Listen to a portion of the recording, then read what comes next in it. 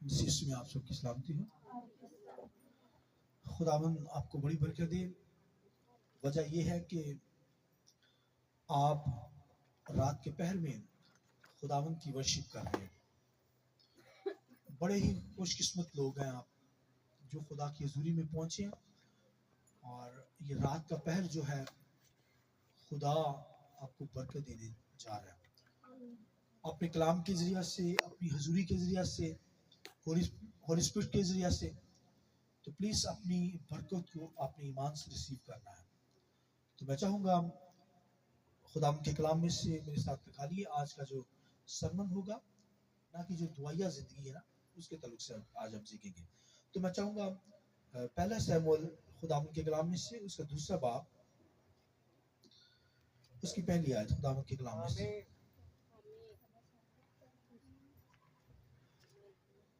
उसकी 2 आयतें और फिर उसके बाद हम 10वीं आयत खुदा के कलाम में से पढ़ेंगे। पहली आयत में लिखा है, और हन्ना ने दुआ की और कहा कि मेरा दिल खुदावन में मगन है, मेरा सीन खुदावन के तफैल से ऊंचा हुआ, मेरा मुंह मेरे दुश्मनों पर खुल गया है, क्योंकि मैं तेरी निजात से खुश हूँ। दूसरी आयत सुनिए, खुदावन की मानद कोई कदूस नहीं, क्योंकि तेरे सिवा और कोई है ही नहीं, और ना कोई चट्टान है जो हमारे खुदा की मानद हो। 10वीं आयत खुदावन के कलाम में से मेरे साथ निकालिए इसी बाब की पहला सैमुएल दूसरा बाब उसकी 10वीं आयत के अंदर सुनिए, जो खुदावन से झगड़ता है वो टुकड़े टुकड़े कर दिए जाएंगे, वो उनके खिलाफ आसमान में गरजेगा। और आगे पढ़िए, खुदावन जमीन के गुनाहगारों का इंसाफ करेगा और अपने बादशाह को जोर बख्शेगा और अपने ममसू के सींग को बुलंद करेगा। खुदावन के पाक कलाम के पढ़े सुने जाने पर खुदावन की बरकत। आमीन। शुक्र से बैठ जाइए। हन्ना की जो दुआया हालत है, दुआया जिंदगी है, उसके ताल्लुक से आज खुदा के कलाम में से बयान करूंगा। हन्ना एक ऐसी औरत है, जैसे आज हम रात के पहर में दुआ कर रहे हैं, वो भी उसकी जिंदगी का एक खूबसूरत पहलू। सबसे पहले तो ये पहलू बताऊंगा कि वो खुदा के सामने आंसू बहाती थी।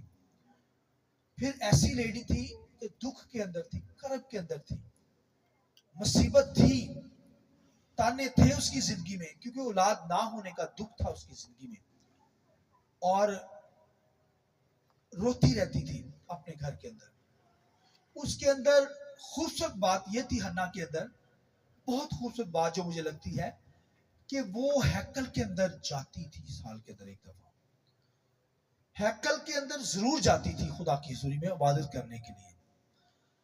और खुदावंद के कलाम में लिखा है कि एक दिन वो क्या कर रही थी, दुआ कर रही थी।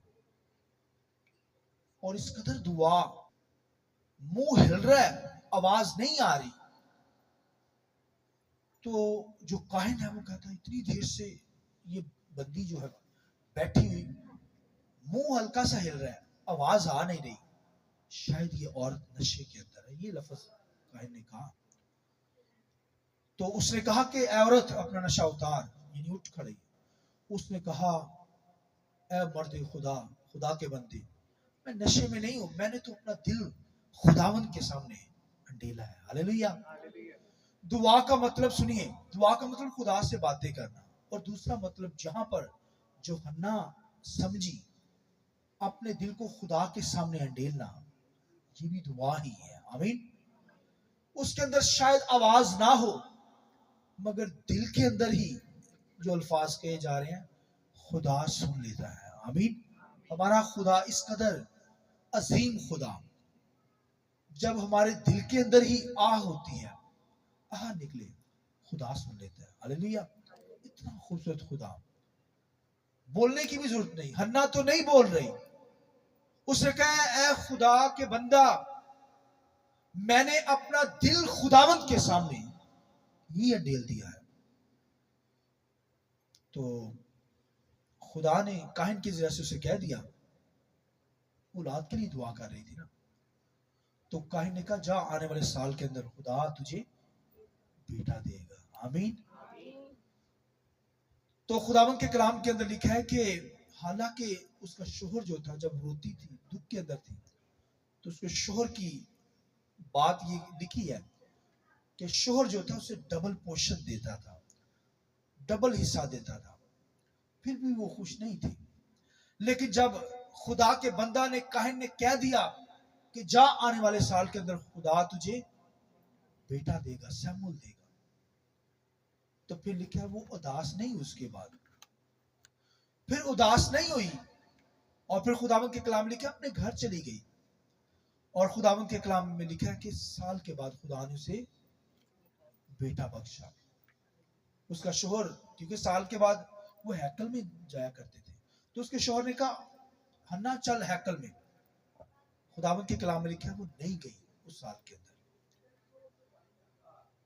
तो लिखा है कि जब उसने दूध छुपाया तो फिर उसने अपने बेटे को ले गई हैकल के अंदर, और लिखा वहां ही छोड़ दिया, आमीन, हैकल के अंदर ही।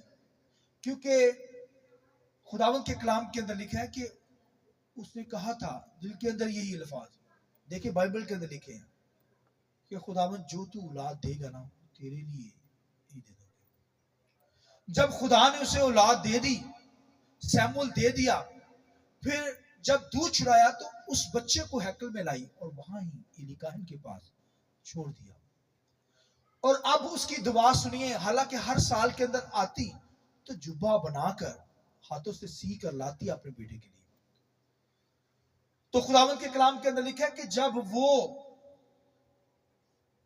हैकल में छोड़ आई तो तब उसने खुदा के सामने ये दुआ की है।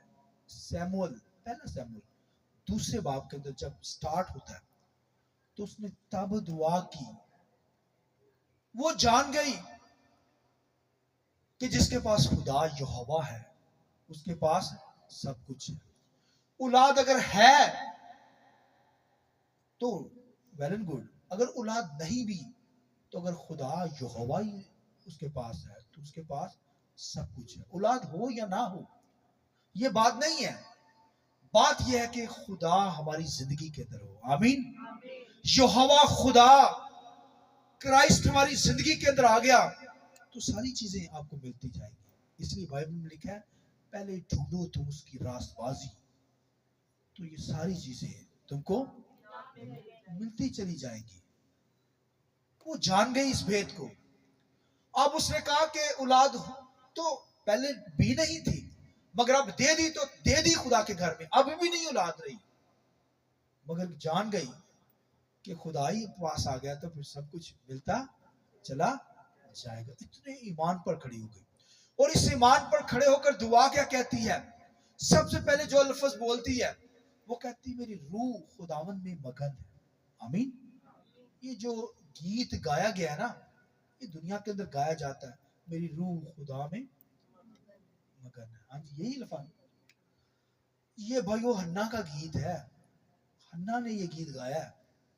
और आज दुनिया के अंदर लोग इस गीत को गुनगुनाते हैं और मसरूर हो जाते हैं। हन्ना इस कदर मसरूर हो गई खुदा की हुजूरी में, और दुआ के अंदर क्या अल्फाज बोल रही है? दुआ का आगाज कहती है रब्बुल फाज खुदा, रब्बुल फाज खुदा। दुआ का आगाज रब्बुल फाज से स्टार्ट करती है, दुआ करती है और उसे पता है रब्बुल फाज होता क्या है। हम भी जब दुआ करते हैं हमें भी पता हो कि किस नाम से हम दुआ कर रहे हैं, उस दुआ की पावर क्या है। और उसने जब दुआ की तो उसने कहा रब्बुल फाज खुदा। रब्बुल फाज का मतलब है लश्करों का खुदा। क्या लफ्ज है? लश्करों का खुदा। खुदा के लश्कर आसमानों पर हैं, जमीन पर भी लश्कर हैं। ईमानदारों का ग्रुप जो है, ईमानदार जो है वो खुदावंद के लश्कर में है। मैं और आप खुदावंद के लश्कर में, आसमानों पर भी खुदा के लश्कर और जमीन पर भी बिलीवर ईमानदार उसके लश्कर का हिस्सा है। उसे कहे रब्बुल फाज खुदा, जो औलाद तू मुझे देगा वो तेरे लश्कर में शामिल कर दूंगी, वो तेरे लश्कर में जाएगी, यानी तेरी खिदमत में चले जाएगी। इसलिए तो उसने कहा रब्बुल फाज खुदा। रब्बुल फाज का मतलब है लश्करों का खुदा, यानी जो औलाद देगा वो तेरे लश्कर के अंदर शामिल हो जाएगी। इसी वजह से वो सैमुअल को खुदा की हजूरी में छोड़ कर चली गई। आमीन। और खुदावन की तारीफ करने लगी, खुदावन की वर्शिप करने लगी, शाद हो गई, फिर मायूस नहीं हुई, फिर दुख के अंदर नहीं गई, और फिर कहने लगी मेरी रूह खुदावन में मगन है। आमीन।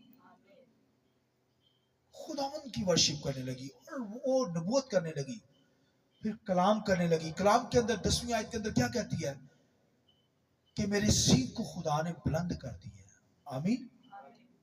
निजात का सींग बुलंद हो गया है। ये नहीं कि वो सैमुअल को कह रही है मेरे बेटे की वजह से निजात का सींग बुलंद हो गया है। नो नो नो, वो तो दूर की नजर पर गौर करने लगी है। वो मसीह के ताल्लुक से कहने लगी कि मेरे निजात का सींग क्या हो गया है, बुलंद हो गया। वो मसीह के ताल्लुक से कि मसीह अगर आ गया है तो फिर सब कुछ मिल गया है। हालेलुया।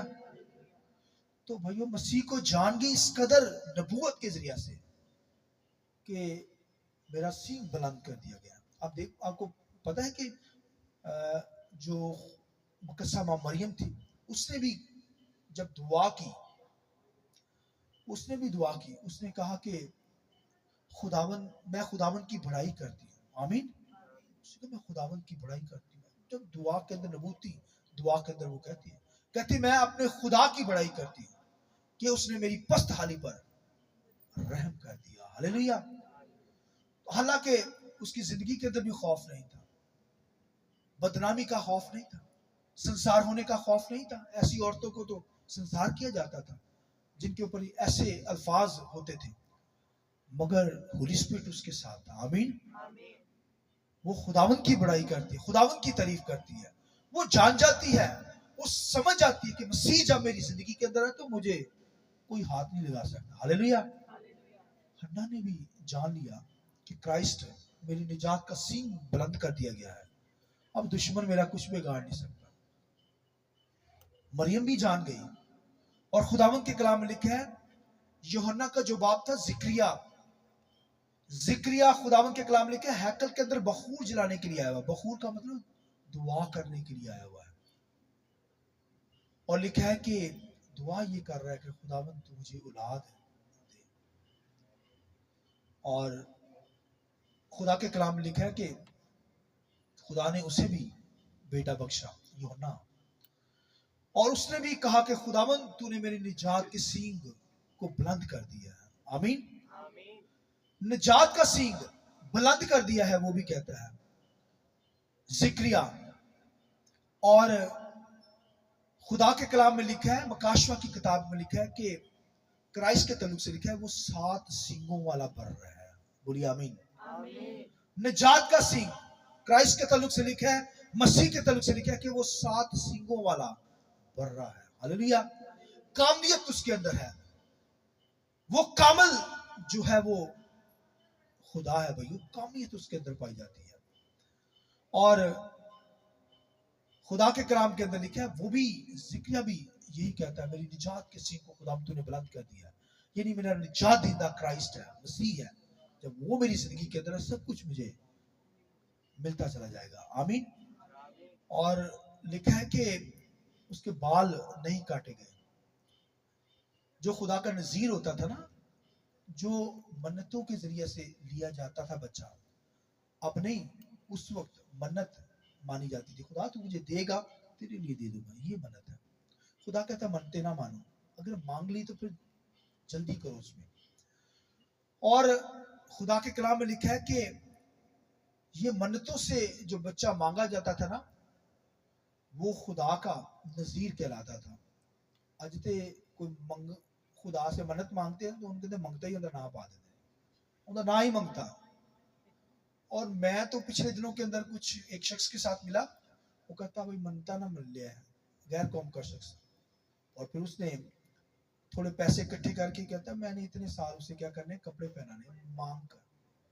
आप सोचिए, ये सोच है। मगर उस वक्त ये नहीं था, ये तो इंसान की अपनी बनाई हुई जो है वो तालीम है। उस दौर के अंदर इजराइल के अंदर जो मन्नत के साथ मांगा जाता था उसे खुदा का नजीर कहा जाता था। وہ اپنے بال نہیں کاٹتا تھا جیسے سمسون، اس کے بال لٹیں بہت بڑی تھی اور پھر بہت زور تھا اس کے اندر، آمین، پاکوں کا زور سے ملا ہوا تھا۔ سیمول کے بھی بال بہت بڑے تھے کیونکہ وہ نذیر تھا، سمسون کے بھی بال بڑے، اور پھر یوحنا کے بھی بال بہت بڑے تھے۔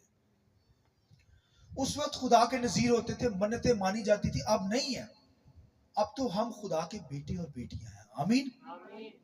اب نذیر نہیں، اب تو اس نے ہمیں ایک لاپالک بیٹے ہی بنا لیے، اس بات کی ضرورت علی تک جائیے، ہاللیلویہ۔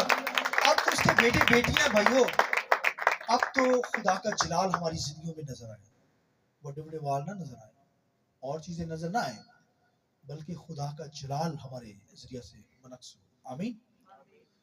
لہذا حنا نے دعا کی ہے، خدا نے جواب دیا، مریم نے شکر گزاری کی دعا کے ذریعہ سے، زکریا نے دعا کی، بخور جلانے کے لیے آیا ہے کل کے اندر، دعا کر رہا ہے، اور آج رات ہم بھی یہاں پر دعا کے لیے اکٹھے ہوئے ہیں، خدا ہماری دعاؤں کا جواب دے گا، بولیے آمین۔